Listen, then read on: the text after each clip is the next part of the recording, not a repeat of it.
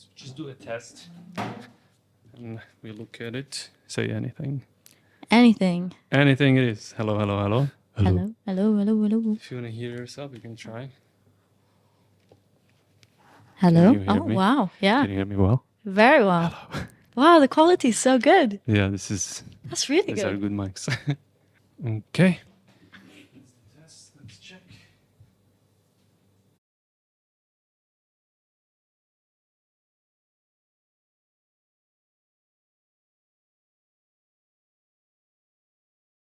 Okay, Sarah, welcome to the show. Thank you. So recently you started to create lots of content about relationships for the past few months. Yeah. And how did you get to do that? Why do you think you are a person who can give advice about relationships? What gives you the credibility and and yeah, why you think that's a good way to post? Yeah. In terms of the credibility, I think I'm just going mainly off my personal life experience. And the way that I've been seeing it is that, well, let me restart that. My journey with everything started from my own personal experience. So, like I told you before we started recording, I have stopped and done so many things over the last 5 years, which I feel like have been a natural progression of my own personal journey on working on myself. So what things, for example? So I created a community in Dubai with 2,000 women that was centered around creating meaningful relationships. 2,000 women. Yeah, 2,000 women. We basically hosted personal development workshops and events that were designed to help people connect on a deeper level. Do you ever get them all in the same 2,000 space? people? No. Probably not. Definitely did not get 2,000 people in one space, but Not yet. not yet. Yeah, but I started doing that, and I really enjoyed like the education side of things and sharing the tools that I've gained through my own experience to help other people overcome similar things that they might be going through. And I kind of just wanted to take it on a bigger scale. And so that's why I decided to take my Instagram in that direction, because I saw that there was value in what I was providing in those more intimate spaces. And I just wanted to expand it and reach more people, basically. Yeah, so what's your Instagram handle? Because anyone who's watching or listening should go there right now just to check a few videos, and you will see why I invited you, because I find it so interesting. I resonated with literally every post you post. Oh, thank you. So I went through lots of unsuccessful relationships. So I guess that's why most of the people will resonate. But yeah, everybody should go check. Even just like few posts, definitely follow you. Thank you. But yeah, what's the handle? The handle is I am Sarah Boutros. That's a bit difficult to spell, so I'm gonna let you write it in the caption. Okay, yeah, I will. So that people can find it. But yeah, it's definitely worth checking out. Thank you. Literally since you started posting, I think you started in February. When did you this year, right? Something Like a couple of months back. Yeah. And I was like, this is interesting. And then every reel you posted, I was like, this is my life. Oh my like you're talking about me. Like all about the insecurities, all about the imposter syndrome, about like creating the self-belief from scratch. And then obviously everything about the relationships, it's just hits the nail. Like, well, I'm so glad that you can relate to it. I'm sure. I mean, I'm not the only glad one. because it's not fun stuff to relate to. No, but what I like is that you're not sharing some stuff that you just read in self-help books, but this is stuff you went through and you learned from. Yeah. And I believe you were talking about therapy. You did lots of therapy and that kind of put you on a way that you know how to navigate it better now. Yeah. And then you just educate people to make better choices. I think that's why I like the content. Like, okay, I should listen to this advice. I'll give you all the lessons for therapy for free on my Instagram page, so you don't have to pay for a therapist. Exactly. It's like a speed ticket to the success. Yeah. So fast track. So did you fast track? That's what I wanted to say. So did you go through lots of shit then when it comes to relationships? A lot of shit. So when I think about why I ended up being in this position that I was in is because I was so bad in the position where I started that I had to get better. I think growing up, I had really complicated relationships with my family, and you know, the relationship that you have with your family is kind of the baseline for all the other relationships that are going to come to fruition throughout your life. So they didn't set the bar at a very good standard. So is that since you were a kid or a teenager? Because that's what they say, right? That all your shit starts when you're a child. Yeah, because in those like core years, I think it's 1 till 5. Don't quote me on it because I'm not like a scientist like 7, or something. Yeah, something probably. Like that. Basically, when you're super young, like all of the experiences that you're having with your parents and the people that you spend the most time with is shaping your worldview and is shaping the kind of beliefs that you have about yourself.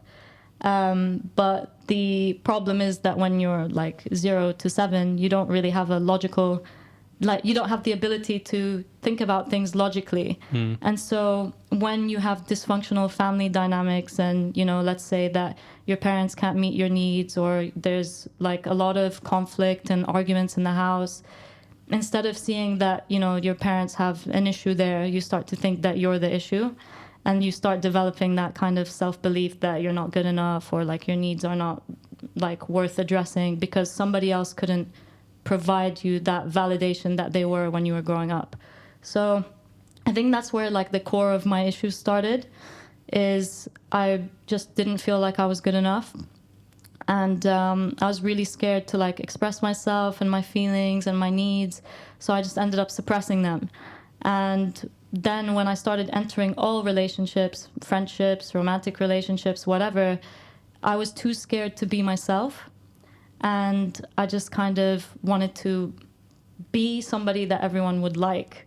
Instead of please everyone. Exactly. Make sure everyone's happy around you because you need to be liked by everyone. Yeah, exactly. So that ended up proving to provide a lot of issues in my relationships because, you know, despite having people that I was in relationships with, I was still felt really lonely. And I felt like I couldn't be myself. And because I couldn't be myself for so long, I actually lost myself. So even when I got to the point where I realized like something doesn't feel right, I just don't feel like I can express myself. And I started asking myself like, okay, so who am I? And that was a scary question because I was like, fuck, I don't know who I am.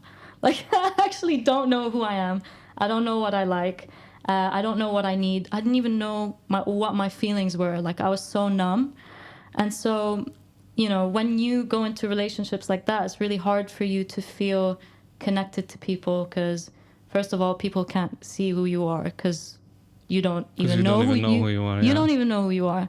And so, you know, even if they're the nicest people, you will never feel that sense of like safety and connection with someone because it's just your like sense of self is not there. And so you're not bringing any of your actual self into the relationship. And it's kind of exhausting because you're always thinking about what the other person thinks of you and you're not thinking about like what you want and what you need.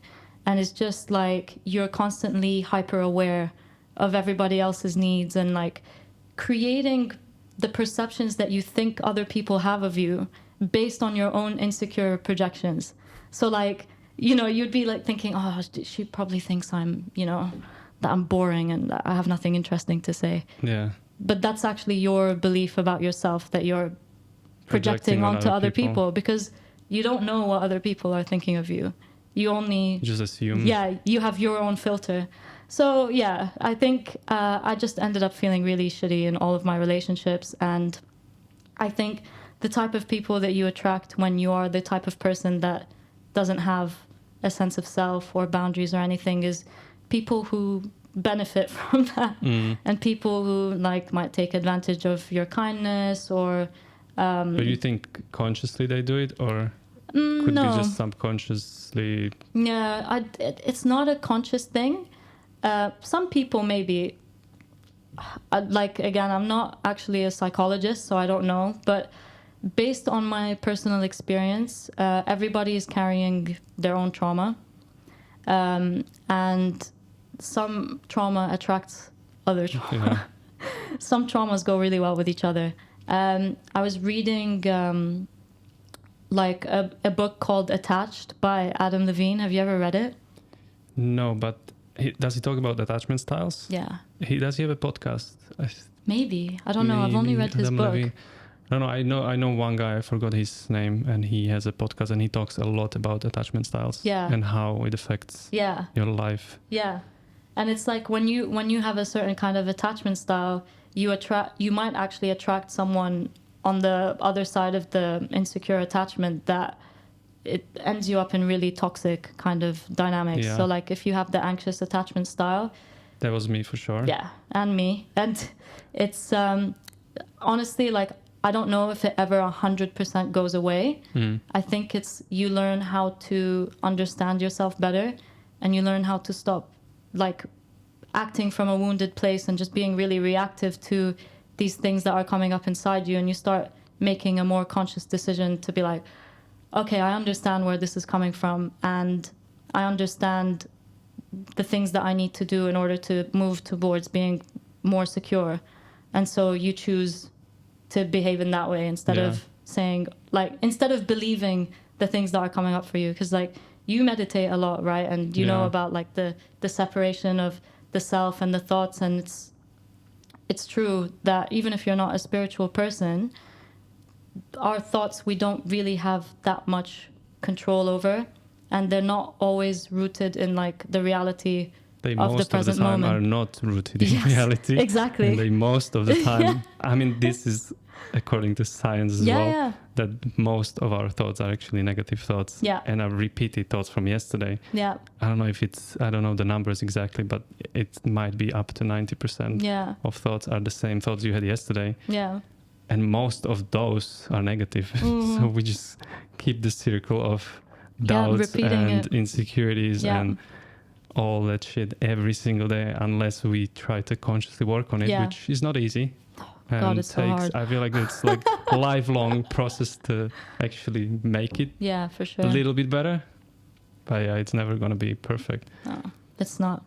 It's not going to be perfect, but I think that there's a lot of freedom in also realizing that it's not going to be perfect. Because I know that at some point when I started my own, let's call it a healing journey or whatever, I thought that there was going to be a destination, and I thought that I was going to wake up one day and be like this super confident person that didn't take shit from anyone and always was able to say how I felt and put boundaries and all this kind of stuff. But unfortunately, 5 years later, that still hasn't happened.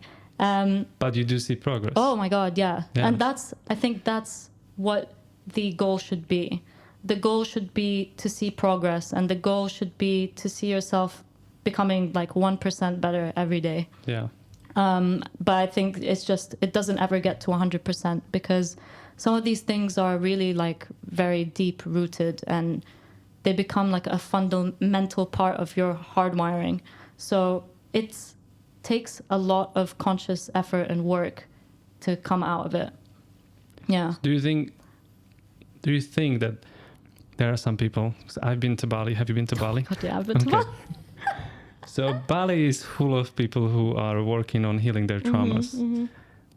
And I think there is a thing to overdo it as well, where people love to identify with their childhood traumas, ancestral traumas, whatever traumas past life traumas, other dimension traumas. I don't want to laugh at it, but when you go there, especially, you see lots of people like that, and it feels like they dedicated their life, or they wrap their identity around, I'm traumatized, I need to work on my traumas, and that's it. So I'm kind of like in between of like, okay, you should work on yourself, definitely. Everybody should work on themselves because you can see progress, but then where does it end? Like, I don't know, especially when you get therapy. So I never tried therapy. Okay. And I'm definitely think it's a good thing for most people, probably. But then don't you think that if you have because I'm sure there are bad and good therapists, right? Yeah. Oh my God. Or therapists who suit someone and someone else not. I don't know if you tried multiple. Sure. Yeah, I've had some fucking horrible. And then if you have a bad therapist who, I don't know, can just take advantage of the fact that you're paying him, her, and it's just like a gig for him, that he keeps you going forever. Yeah. because I don't know, for me, therapy should be like, it's like, I'm going to teach you how to catch fish. Yeah. So you can do it yourself, not going to give you fish every day. So you have to come back for it. Totally. No, I agree. And there's like two parts of the responses that I want to say to what you just said, because the Bali thing is so funny. And I was one of those people as well. I mean, I went to Bali for 2 years ago. I went to Bali for 5 months to heal. Not even to heal, to figure out my life and to find purpose in life. Okay, so you went to Bali to heal. Let's just okay. But if anything, I got back more broken. Oh my God, I totally resonate with that. And I feel like I did also get to this point where I made healing my whole entire life, and it didn't just stop at the therapy, and then it was the plant medicine journeys, and then it was the fucking breathwork, whatever, transformational breathwork things, and which I think are all valid tools. Yeah. For sure. Like, I love breathwork. I do breathwork every morning when I wake up. Yeah, but I think it's just like this continuous of always being on a healing journey, and like what you were saying about making it your whole life, and then suddenly everything that you do in your life is about healing. And that was probably one of the things that made me feel worse throughout my progress, because when you are putting so much energy into your problems, you're always just finding more problems, and you're always just focusing on your problems and how do I fix this problem. And sometimes you actually need to give yourself space away from your problems and to just go and live your life so that you can integrate the things that you've been working on, and so that you can actually make the changes. And that was a point that I actually got to last year, where I just, like, I'd done 2 plant medicine journeys in a year, and I was still going to therapy all the time, and I was just like... Plant medicine journeys, that psychedelics? Yeah. And I was just like, you know, obviously I still saw the improvements in it, which is why I kept going back to do it. But I was like, you know, I came to a realization like this is not going to end. And I can't just dedicate my whole life to becoming a perfect version of myself. That in itself is another toxic thing, right? You think that you can like outgrow all of your trauma and just become perfectly healed. So I was like, I just, you know, I'm not going to stop working on myself, because like you said, it's so important to keep working on yourself. But I started just like coming back to earth a little bit. Yeah. And I stopped seeking like the, you know, to, separate myself from my mind, or to like connect to the oneness of, you know, the universe, or to feel like perfectly healed before I started living. So I started living, and that is when I saw the biggest difference in my transformation, because I think when you step away from doing all of this stuff, like in the sense that you're not committing your whole life to doing it, you're actually giving yourself the time to integrate everything that you've been working on. And it's not so much at the forefront of your mind, so you actually start to feel better as well, because you're living your life and you're doing things that make you feel happy. And then you just end up in this position where you're in a situation and you find yourself turning up completely differently than ever without really doing a conscious effort to do it. And you're like, oh my God, I've changed. And I think that stepping away from it has been a big thing that has happened with that. So I think it is really important. But the second thing that you said about the therapy, I agree that it's not something that should keep you like reeled into it. But the reason why I like therapy is because I think that it's really important for everyone to have a safe space where they feel like they can talk. Like, I had my therapist for 3 years. I'm not using her anymore. But sometimes it wouldn't necessarily be that I had bad things, like really bad things that I need to work on. But sometimes I just needed someone to listen to me and to validate my feelings and to be like, what you're feeling is right, you're okay. And that's it. Like, they don't really gain anything from that other than just providing you that safe space. And for you, I think it helps you get a better understanding of yourself when you have that sounding board where you can just, like, where do you ever get the chance to just talk at someone for 1 hour? I mean, obviously now I'm doing it to you because we're in the podcast. Yeah. But you know what I mean? Like, you wouldn't sit with your friend and have them just, like, really, really listening to you and just, like, not trying to fix you or anything, or just saying like, what you're feeling. Like, I totally get it, and it's right. Or and just give you their perspective because they went through something and they're going to inject their point of view. Yeah. So that's why true. I like therapy. Yeah. But I also think that, like, when it comes to doing therapy and any kind of healing work, depending on, like, what it is you're working through, I can't speak for everyone, but personally for me, I feel like space is really important, because what can also happen is that you just end up taking in so much information, and you keep doing, like, how can I say it? You take in a lot of information and you kind of become dependent on this other person to guide you through life, whereas you need to actually build the skills of implementing things on your own. Doing it yourself, yeah. I remember there was one time my therapist got sick, and by that point I was using her like every week, and she got sick. She had to take like 2 weeks off or something, and I was like, oh my God, what the fuck am I going to do without my therapist? This is what I mean. Yeah. I mean, I guess if it's like emergency situation, it's kind of, but then, this is what I mean. I would not want to be addicted almost to someone, and if it's not there, I'm like, oh fuck, like I'm like a child, you know, like you need the person to being dependent. No, I get that.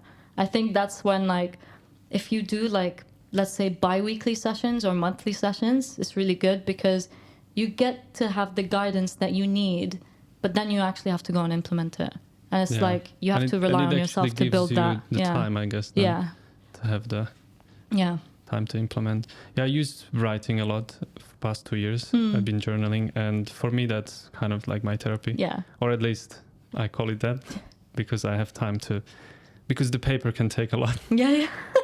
and it's so funny because even though it's just me writing, because I like to write with my hand, like on the paper, I think it's, and I read somewhere that it's just different when you write with a hand on the paper than if you write on a computer or on a phone. Oh my God, yeah. And even though I know I'm the only one reading it, I'm still kind of holding back and not even giving it everything. It's crazy. I have like this paranoia that like one day somebody will read it and they close me to the mental hospital. Like, so I'm trying to put it out, but Why do you think it would go you to the mental hospital? That's just exaggerating, but you know what I mean. Like, I guess you have to really trust your therapist because you just unload 100%. Everything you have. And that's what I do. Like, I unload almost everything I have on the paper. But then it's like, it's there, you know. I always saying like, once I die, everybody can read it. Oh my God. Not before that. Oh, bless. But no, I love journaling. It's so good, and I use it as well. And I mean, because I was in a position where I never felt comfortable to share my feelings or anything, I found so much peace in just having that space. So like for someone who's not ready to go to therapy, I think it's a really good. That's probably me. You're not ready to go to therapy. That's Why not? Guys, start journaling. It helps. Helped me so much. Helps me to put my thoughts together, helps me to realize like these are just thoughts. And helps me to reflect on situations, on my behavior especially. And then kind of like give myself pep talk and give myself shit for things that I messed up or things I would like to change. No, it's awesome. Have you ever been in a situation where you've like written something down, like you've been overthinking something for so long, and then you write it down in the journal, as soon as you see it you're like, this was not even worth a second of my thought. That's what I mean, because literally like when it just goes all like round and round around your head, in your mind, it just drives you crazy, and then you write it down and you're like, what the fuck am I even doing? It's not even a big deal. You realize that literally happened to me the other day, and I was like, this is why I love journaling. So you are in a relationship now? For how long? I'll cut October. 9 months. Ooh, congratulations. And I'm guessing it's a healthy relationship, going the way you want it to go. And then your partner, your boyfriend, I like to call it boyfriend. I don't like when people call them partners. Loads of people say that to me. Okay, my boyfriend. When somebody tells me partner, I'm like, I'm assuming you're gay. I don't know why. Somebody else said that to me as well. I just think boyfriend's like really childish. But then to me, partner is like, you're 17. That's true.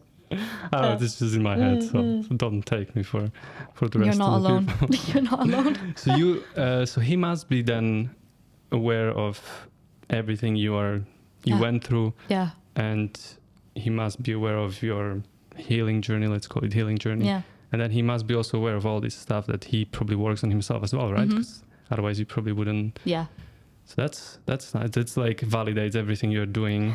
And then you are about to launch a course about how to create healthy relationships. People with relationships. So that's a good thing that you actually have a healthy relationship, so you can market it well. Then there are people who do that; they don't have a relationship. Like, so you're selling something that you don't really have. How can you help people with relationships? Yeah, that's true. That's true. No, I don't think it matters necessarily, because you still have a valid journey behind you where you went through lots of stuff. But that's kind of cool that you have someone who you can work and be probably very open about. Yeah. I think that's probably one of the most important qualities that you have to have for a partner that you're going to be in a healthy relationship with. It's like having the ability to have open and honest conversations, and like being comfortable with bringing up things that make you feel really vulnerable. Because when two people can understand each other on such a deep level, that connection is just like amazing. It's so stable, and you don't really take things personally anymore, because you really have an understanding of the person's thought processes and the things that they've been through, and that, I feel, just makes things so much easier to work on. Like if there's any issues in a relationship, because like we still have issues. Like that never gonna go away. It doesn't go away, but the way that we deal with issues is like in a way that makes our relationship stronger, as opposed to in a way that destroys the relationship. So yeah, super grateful. And I never thought that it was possible. So I think it's a testament to like the work and finding someone who's also working on themselves, or at least open to having these kind of conversations, even if they're not like journaling or in therapy. But I think those things help, because you have to have a certain level of self-awareness if you're doing that kind of stuff. And yeah, I think it's really important. Do you guys ever get tired of having deep conversations about deep stuff? Well, we don't always have deep conversations about deep stuff. I think in the beginning we did, because we were two people that knew what they wanted. And that was also something that I didn't really think was possible.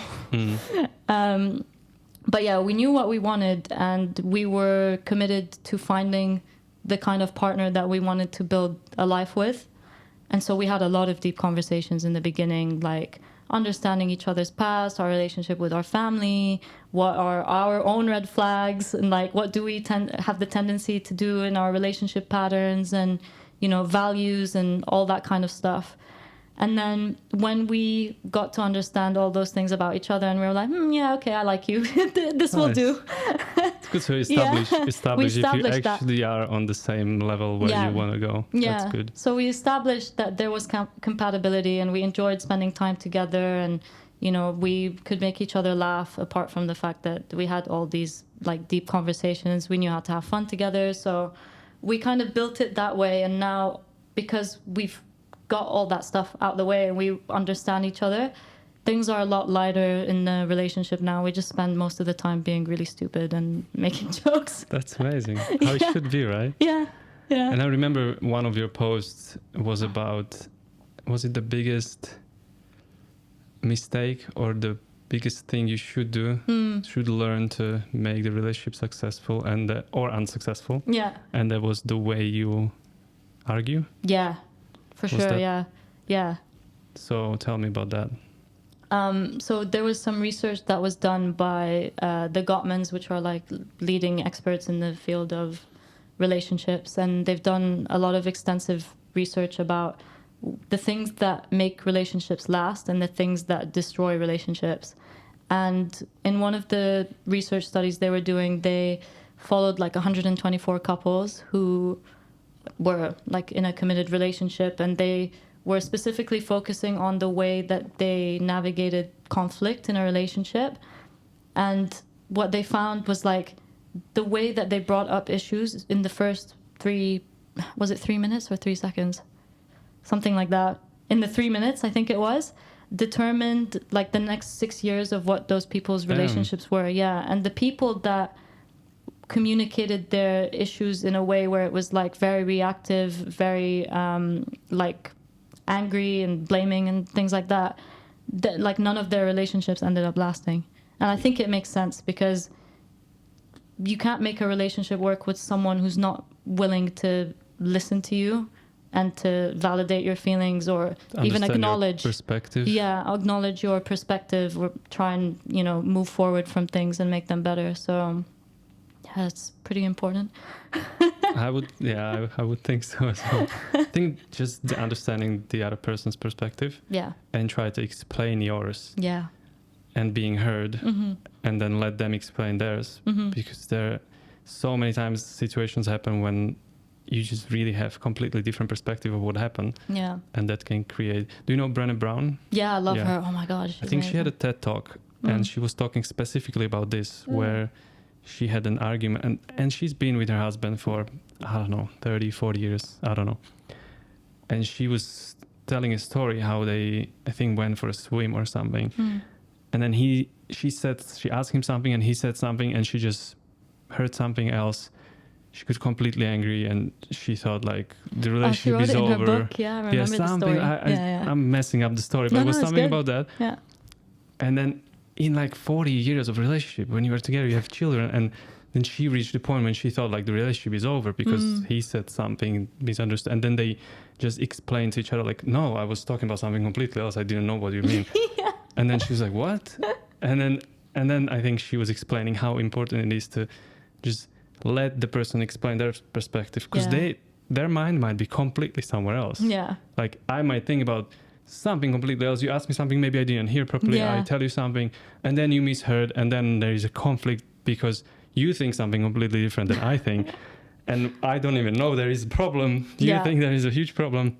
Yeah. So I think this is a big thing, and that was definitely causing issues in my previous relationships as well. Like I think it's something that everybody struggles with, because I don't think many people just find the time to have the conversation and be like, okay, like look, let's establish this, that we will explain each other's perspectives and we will try to understand each other instead of fighting and trying to win an argument, because when I win an argument, the relationship is losing, right? Because we should be kind of trying to fight for the relationship, not for... I love that. Yeah. 100%. It's like you need to be, it's us against the problem, not it's me against you. Yeah. That's like the biggest shift. I think that's a very hard thing to do, because the ego will always be there. Yeah. And emotions especially. Ego, for sure. You want to protect your self-identity and then women have hormones, which women try to still Hey, men accept. have hormones as well. I get, but you know what I mean? You guys can be fiery certain amount of month. And then for us, I think it's important to understand when that's coming, maybe when it's going to happen, possibly, and be more lenient, prepared. I don't know. You can download the Flow app, and I think you can sync to your partner's. So you'll be like, okay, tomorrow she might be grumpy. I better and buy always her ice have cream. Chocolate and ice cream on hand in the fridge. Just feed her, just throw a bit of chocolate. No, but it's funny, but it actually, I think, is quite important as a man to be aware of, because it is something that's actually happening, and I don't think all girls also like to communicate that to their partners, or maybe when it's happening, like you just don't think of like, leave me alone because I'm on my period, you know? Yeah, for sure. It's hard because sometimes, like, I think the conception that bringing up issues in a relationship is a bad thing is what often stops people from doing it, because like there might be a fear of loss. So if someone did something to upset you and you're pissed off, but you don't want to say anything because like it's your partner, and maybe if you say something it's going to cause an argument, or they're going to end up leaving you or whatever like that. But I think if we normalize having issues in a relationship, like this stuff becomes easier. You stop taking it so personally, and then it's not all wrapped up in like fear. I think this was definitely me in the past. Yeah. When I was scared to have the conversation about anything that pissed me off. Yeah.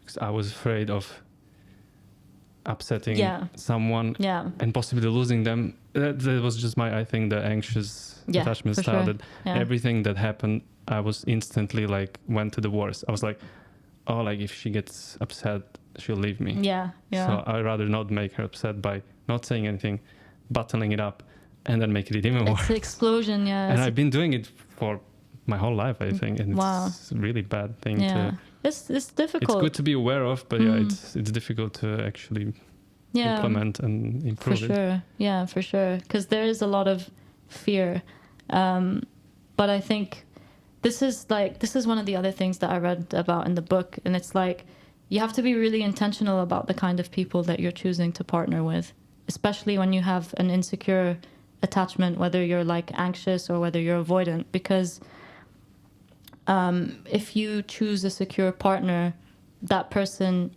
can help you move into more security in yourself, because they don't have the conflicting like attachment defenses.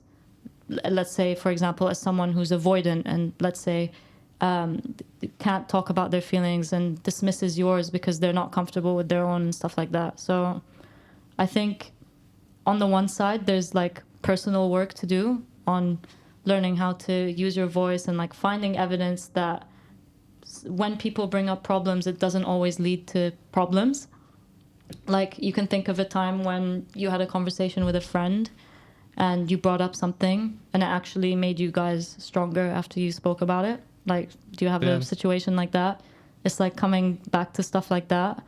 But also like you can be a secure person and be with the wrong person that will make you feel the same way. So like it is super important to choose wisely who you end up with, because I think sometimes being single for a long time can force you to lower your standards.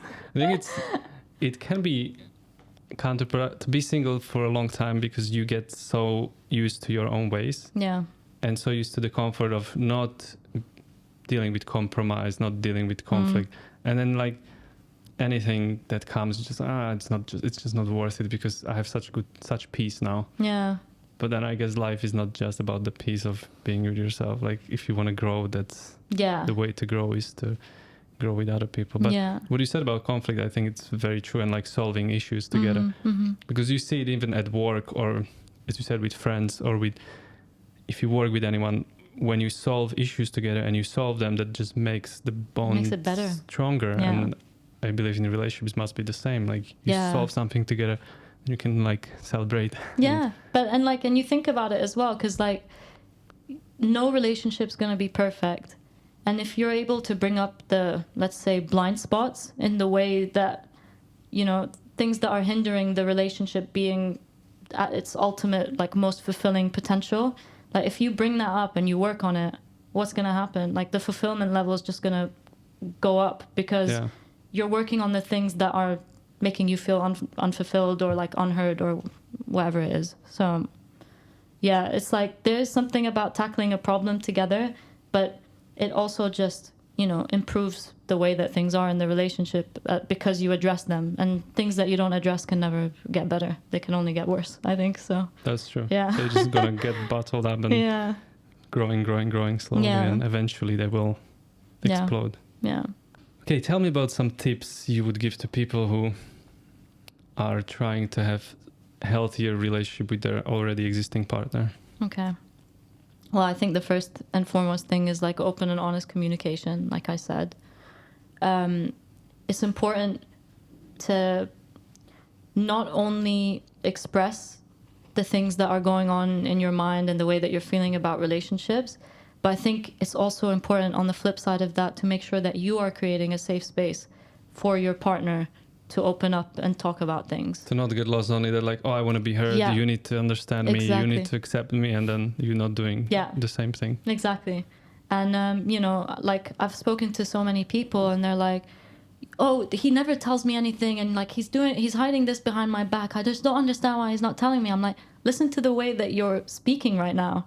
I'm like, how have you reacted when they've brought up things before? Have you been like, you know, standoffish? Did you get angry? Did you make them regret telling you, or did you actually like provide the space to listen? So like having self-awareness of the way that you're showing up as well, not just about like, is that person showing up for you? And I think often we can lead by example. and like we're always getting feedback from one another, and you spend enough time with someone, you start to kind of adopt some of the same behaviors. So if you create the safe space, it's likely that you're going to receive the safe space back as well, because people are learning like, oh, okay, actually this is really good. So yeah, open and honest communication.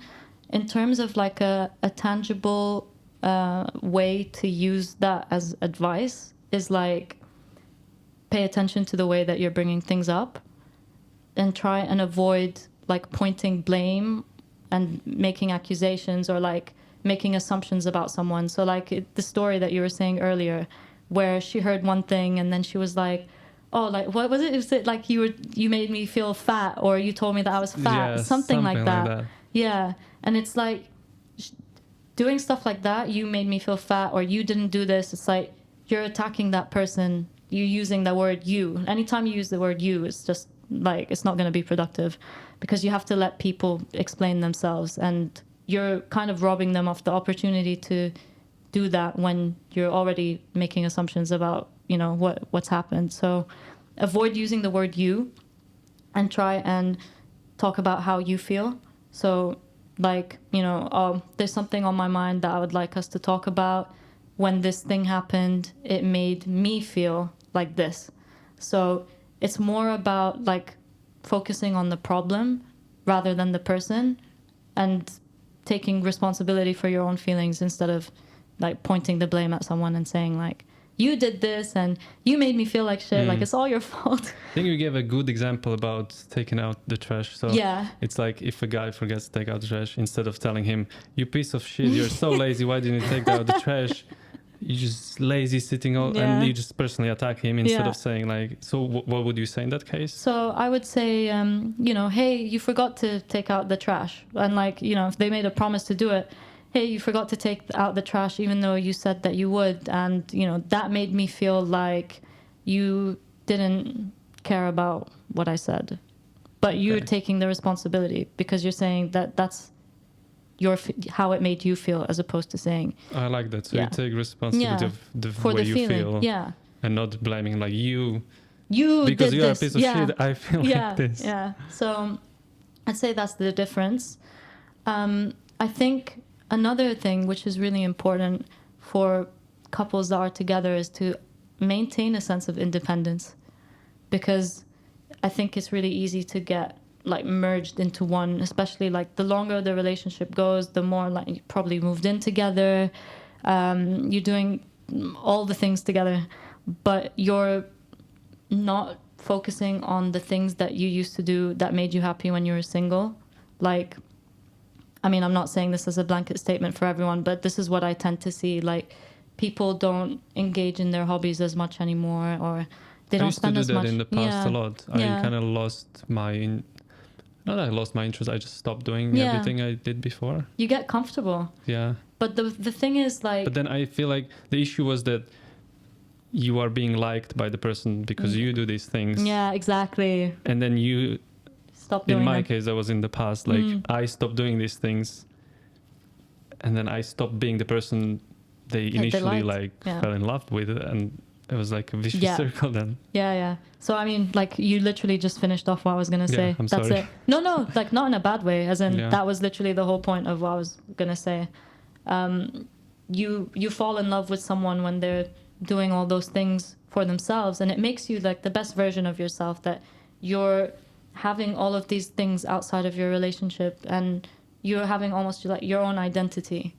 And when you like merge with someone, you just lose all those things that really made you who you are, and it's so easy to just almost become like one person.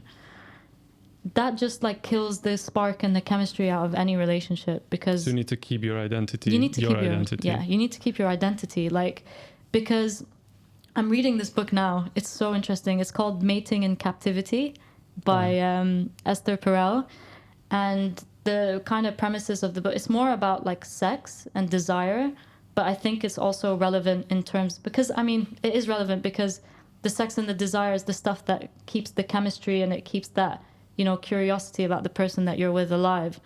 And, you know, as human beings, we want safety, we want security, we want consistency, comfort, we want comfort, but we also need like adventure, and we need challenge, and you know, we need excitement, and we need that desire. And it's like the book's kind of talking about, can that all be in one person? Because they're contradicting things. You can't have like the safety and the adventure in one person. I mean, the premise of the book is that you actually can, but one of the ways that happens is you have to maintain that individuality, and you have to maintain space between you and that person, because if there's no space, then there's nothing new to discover, and there's nothing, you know, exciting that they're doing outside of that relationship. Everything is just confined, and it just becomes, you know, mundane, the same shit, different day kind of thing. So it comes back to the fact that you should have your life outside of the relationship. For sure. Yeah, like keep have building space, it and keep building your life. And it's like, we should never be so dependent on each other that we just like become one.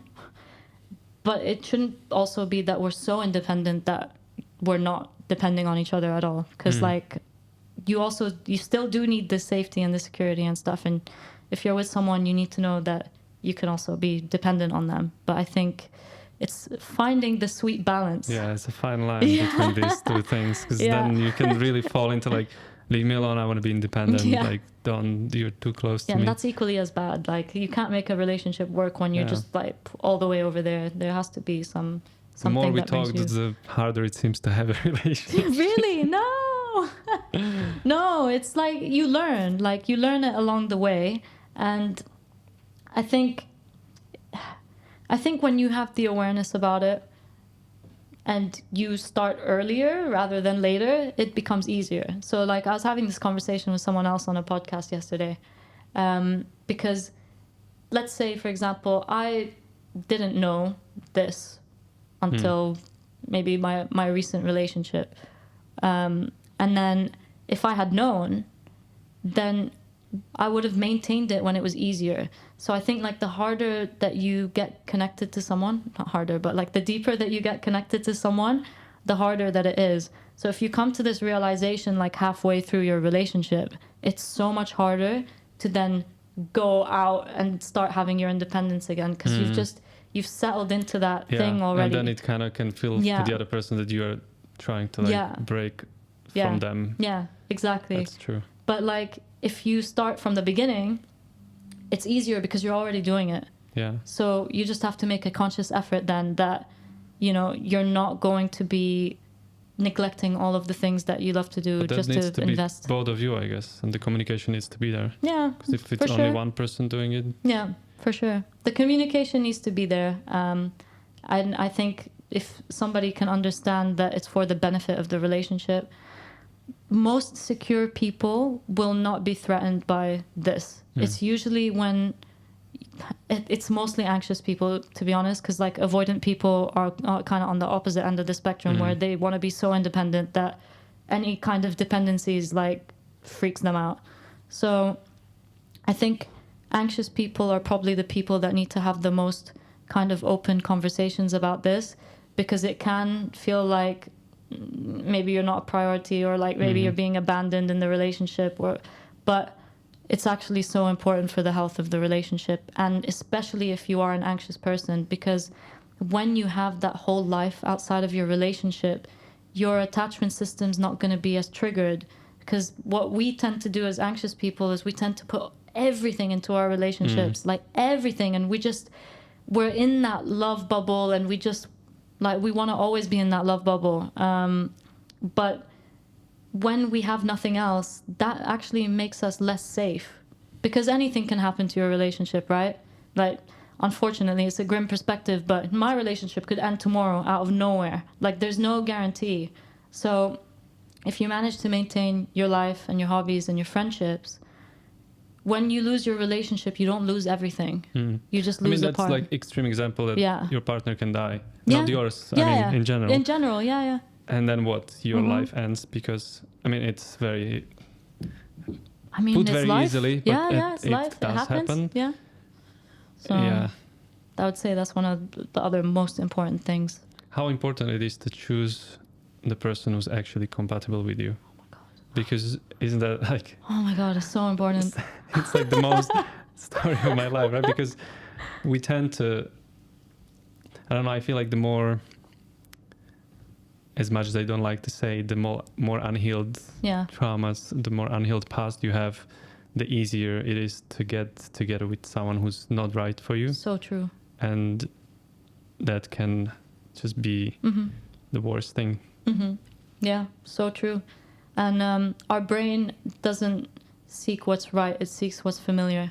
And if our past is shit, then we're going to be seeking shit, unfortunately. How interesting that is, that we legit seek the same patterns from the past, even though the patterns caused us pain and caused us own issues. And then we still just go back because, oh yeah, I know this, so I just want that again. Yeah. Because then you can fall into the thing that like, oh, I will never find someone who's healthy for me anyway. So because you cannot even imagine it, maybe because you never experienced it. Yeah. So all you know is just shit. And then you're just like, oh yeah, I'm just gonna get another shit because like that's all there is. You know? Yeah. That's so true. And it's not a conscious thing.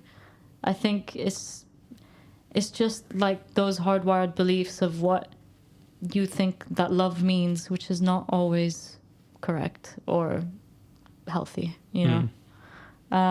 So one of the things that has helped me, and I think like this was the first reel that started a conversation between you and me, is the one about early dating, when you know you get so wrapped up in the excitement of meeting someone new and you're making up all of these stories about them and you like all these hopes and expectations, and like that kind of thing really takes you away from being able to think logically about the compatibility between you and this person. The real person. Yeah.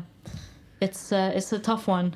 But in my circumstances, like I got burned so many times that the next time I went into dating, I was like, fuck this. I'm not tolerating. Like I put my walls so high, but as an anxious person, that's not a bad thing. Like that's actually a good thing, because it really does take that time and consistency to get to know someone. And if you know you're someone who just gets like sucked into things really easily, having big, high boundaries is useful because it stops you from going into that pattern. So like you have to think less about, you know, the attachment with that other person and more about your own self-protection.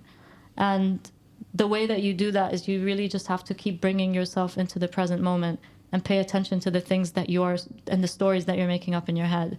So it's like, you know, you might be thinking, oh my God, what is this person thinking about me? And oh, I wonder if they like me or if they're going to ask me out on another date. It's like, no, like, what do you think about this person? Do you want to go on another date with this person? Or like, if you just created this thing in your mind and you're like addicted to the story and the drama.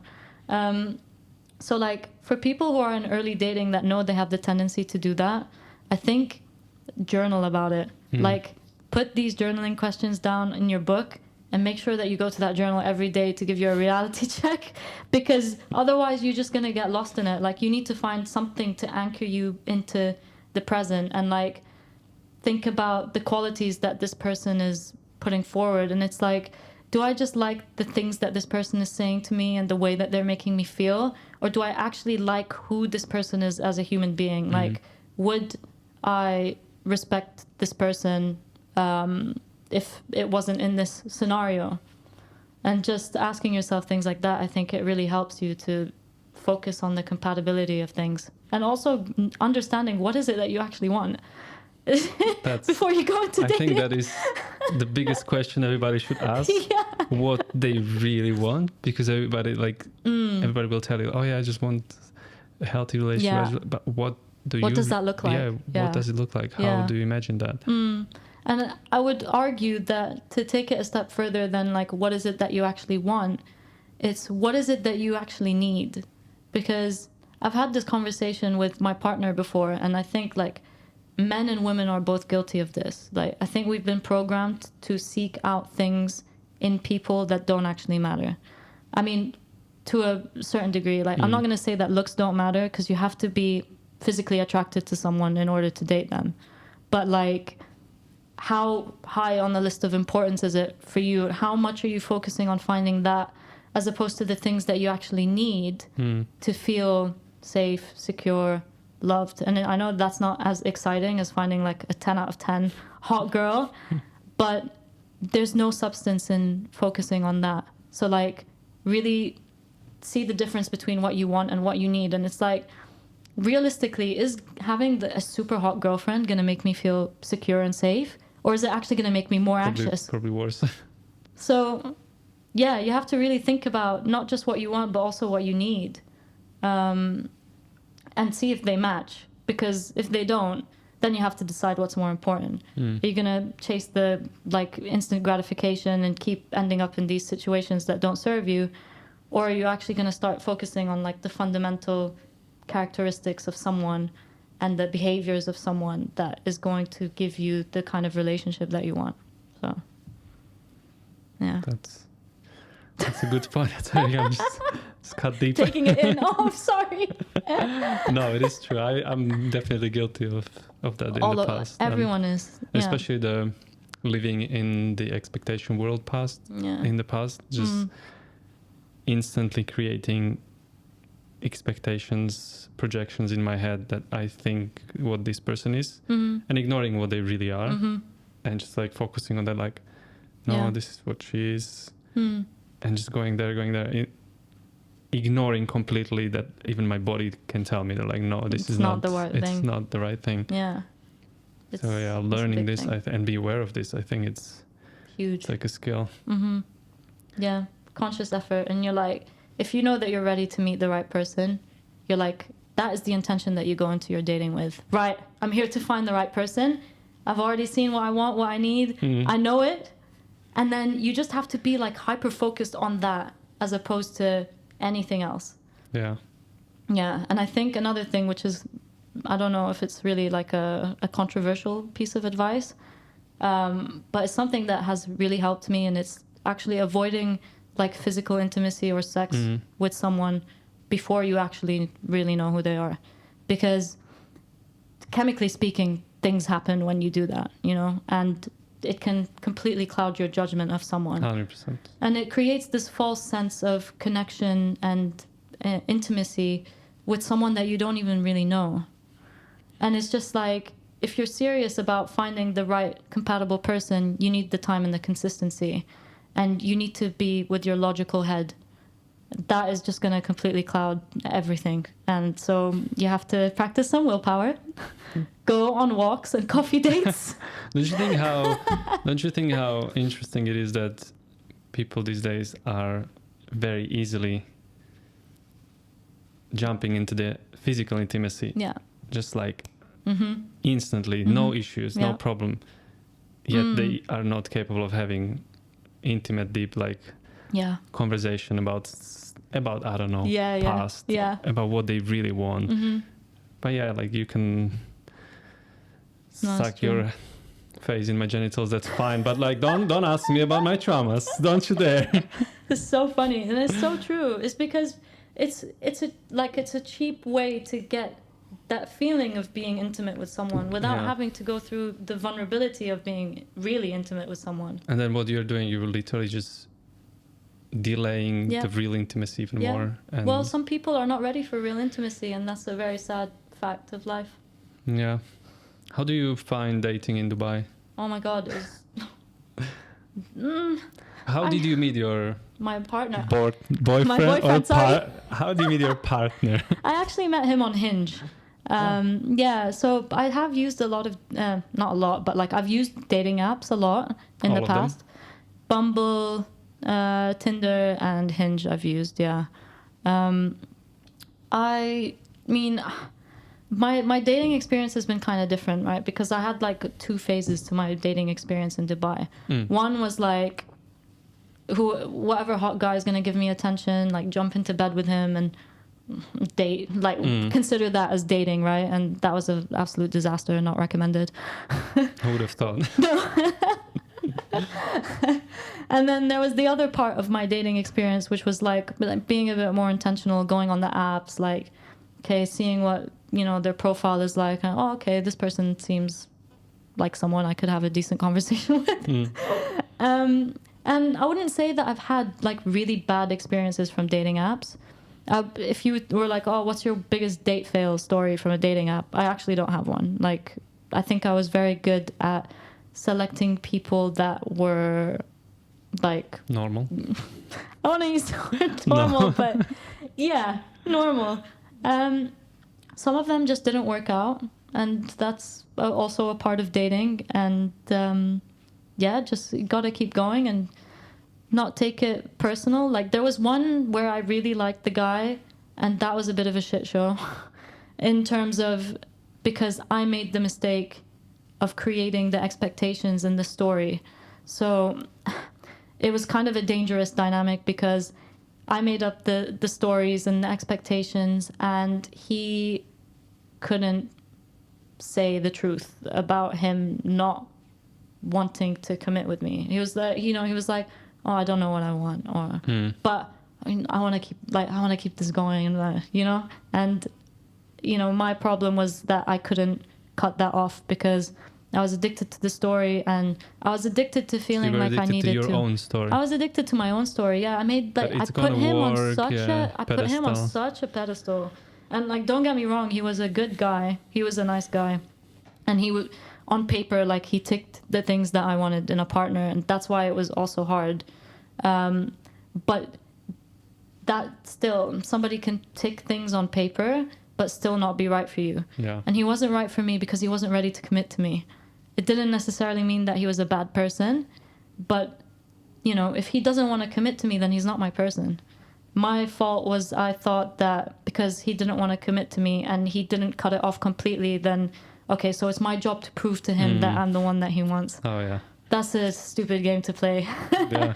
I just ended up, like, dragging it on for something for so long, so much pain, so much anxiety for nothing. I used to play that game too. Yeah, it's a good game. It's not a good game. It's a good game for more trauma. Yeah. Have you heard this crazy story about online dating from US? I just heard it. Someone was telling this story. Some actor was telling this story on a podcast. It has been circling recently. He was saying that a girl he knows went on a date from some dating app. Don't remember which dating app, doesn't matter. She went on a first date. She went to the guy's place, and he started massaging her or something with some cream, and she just kind of had the weird feeling that it's a bit weird. Well, no shit. And she left, thank God, because wait for the rest of the story. She left, and then I think like 1 or 2 days in, she had some like very weird rashes around like the area where the cream went. You heard the story, right? And then she went to the doctor, and the doctor said that the cream that was put on her is a cream to, what was it, to, yeah, isn't it for dead people? Yeah, it's like to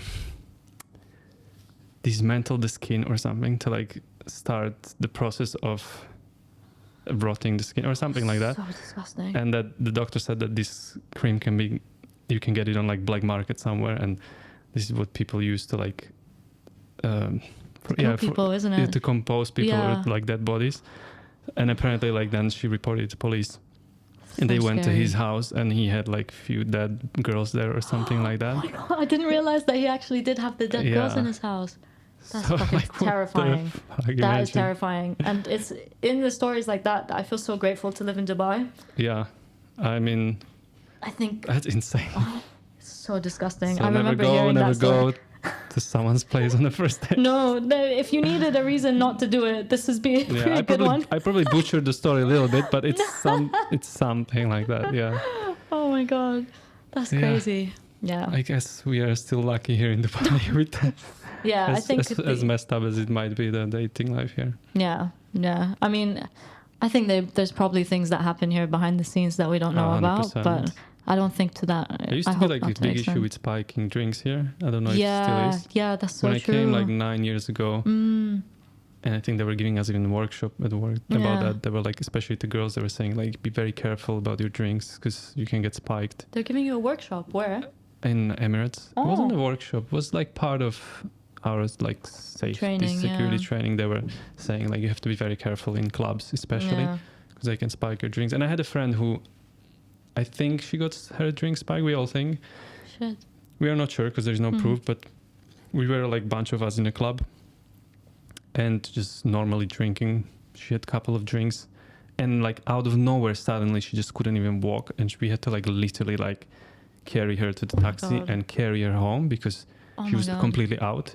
But she just had like few drinks like normal, and then I think for a few days she was out. So that probably got spiked. Yes, that's scary. Very scary. Yeah, I mean, it probably is still a problem. They're just not reporting it because I mean, everybody's all perfect and lovely. Surprised. Yeah. No, that's scary. Any last advice you would give to people about relationships, to million people that are watching, millions and millions it will of them? One day it's going to be millions of people Exactly. and you'll be laughing about this comment. Exactly. I say the comment probably in every episode.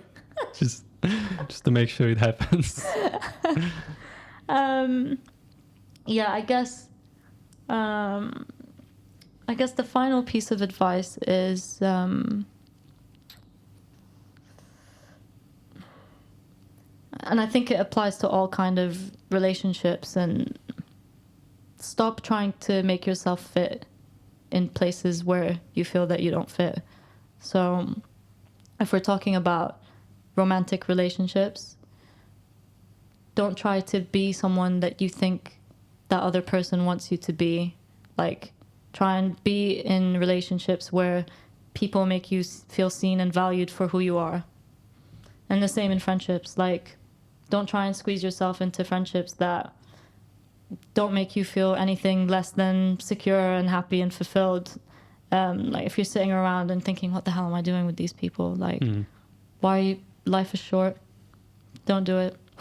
Surround yourself with people who you want to be surrounded by. Yeah, and people that make you feel like you're the shit.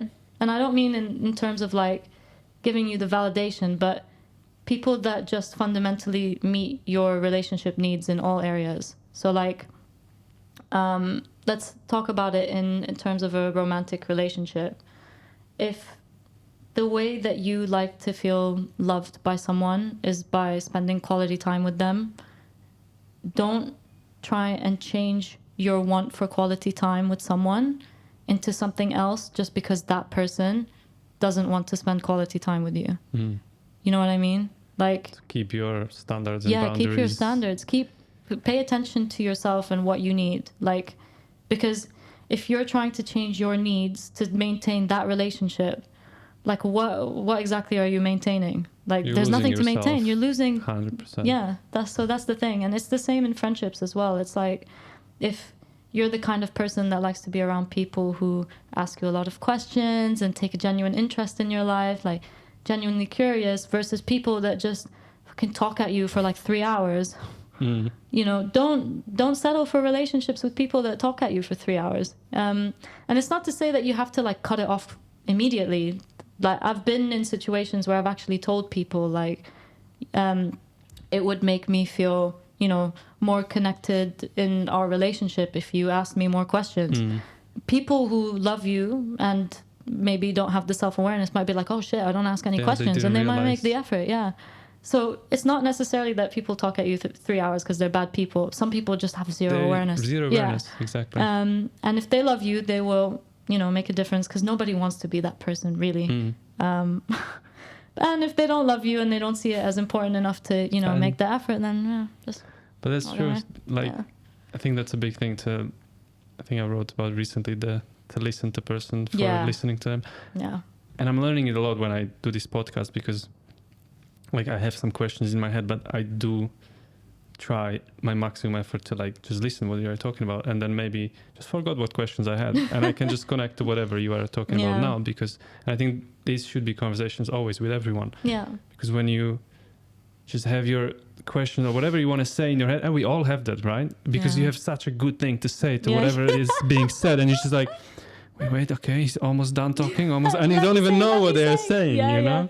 That's and so I think true. in relationships can very easily happen as well. You're just like, I like, just tell me whatever happened in your day, but I'm ready to tell you about my day, because what about me? I'm excited. It's so true. It's so true. And I mean, like, I think the winning combination is when you have a relationship where that's reciprocated from both people, you know? Yeah. Like, you be the curious person, but you have that curiosity, like, reciprocated back to you, because we all have that need to feel, you know, seen and heard. We all want to feel like people are interested to hear about our day, because that also makes us feel connected, not just like relating to what someone else is saying, but like also feeling like they're relating to what we're saying, that we care, they care. My words are finishing now because like I don't know how long I've been talking. So I read somewhere that like it's a quote or something, that the most interesting person is the most interested person. Yeah, I agree. And imagine like when you are somewhere and you meet someone who's genuinely interested in you and asking you questions, like you remember that person because you're like, oh yeah, he really asked me, like he really wanted to know about me. Yeah. And that's kind of like, I think it's in a book from Robert Greene's Art of Seduction, probably. Oh, wow. It can be like used as a very manipulative way, in a very manipulative way, where you literally use the technique to like make people like you. Yeah. But at the same time, I think it is a really good thing to practice with people and to really listen to them, really ask them questions, be interested in them. And that's how you create real connections. Yeah, because then people actually remember you. They want to spend time with you. And 100%. And there's more things for you to connect with someone over, rather than just like the weather shit, blabbering at them. And the weather shit. So true. Okay, so where can people find you? We already said the Instagram. Yes, so I have my Instagram. I'm also launching a course in July. I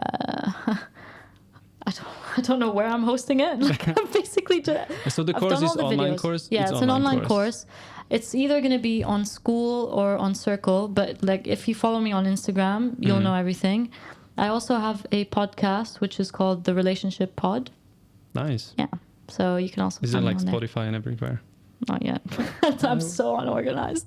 It's on YouTube right now. That's good. I currently just. But is it the one? Is like with video as well? Yeah. So it's with video, and I've just hired a virtual assistant who's going to take all the audio. She's a real person. She's not a computer.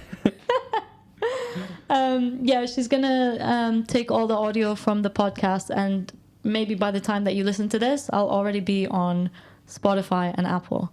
Don't mind my disorganization. I've kind of just been in this mindset of like, I just need to get things done and I'll figure out the rest how I'm going. I mean, even your Instagram looks very consistent and very good for past few months. And I like what you are doing, so keep doing it because you are actually making difference. And bringing. Appreciate that. Thank you. I really appreciate it. And thanks for having me. It's been a great chat. Thank you for being here. And one last thing to millions, billions of people. Hi, bye. Bye. Okay. Thank you. Oh wait, no, one thing. Tell me. Share this podcast with your friends and family so we can get Matt to grow to 1 million followers. At least 1 million. Yeah.